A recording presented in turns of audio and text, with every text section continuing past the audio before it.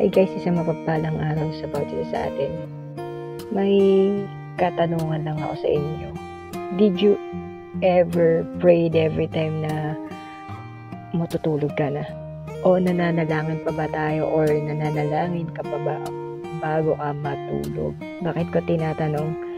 May isi-share kasi ako sa inyo patungkol sa pray before you sleep o mananalangin bago ka matulog. Ginagawa mo bang manalangin bago matulog? Bakit? Bakit ko tinatanong? Dahil mahalaga ang manalangin bago matulog.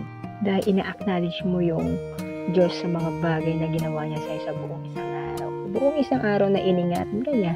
Siyempre, pasasalamat sa buong isang araw na ikaw ay ginabayan niya. May achievement kang na-receive o nakuha sa buong isang araw. Isa pa kung bakit kailangan natin manalangin bago matulog. Paano kung hindi ka na nagising kinabukasan? Wala na palang chance para magising ka. Dahil patay na tayo o patay ka na.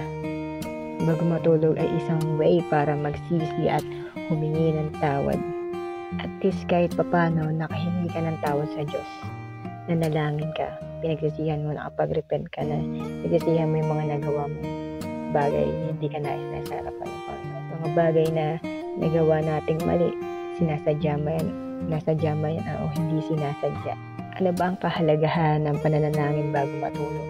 Ang kahalagahan ng panalangin bago matulog ay nagdedeklara ka ng victory para sa susunod na araw. Dahil paglabas mo ulit ng bahay, pupuntang trabaho o kahit saan, eskwela, dinideklara mong tagumpay ka na.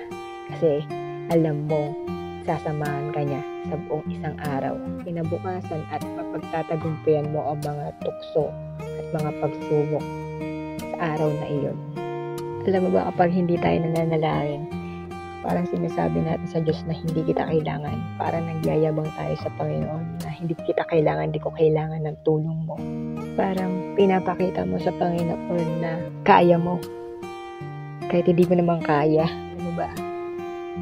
Kung wala ang tulong ng Panginoon, hindi natin kaya mapagtagumpayan ang bawat bagay-bagay, problema, circumstansya, dilema, kung ano-ano pa. Sabi nga ni Apostol Pablo sa Philippians 4:13, I can do all things through Christ who gave me strength.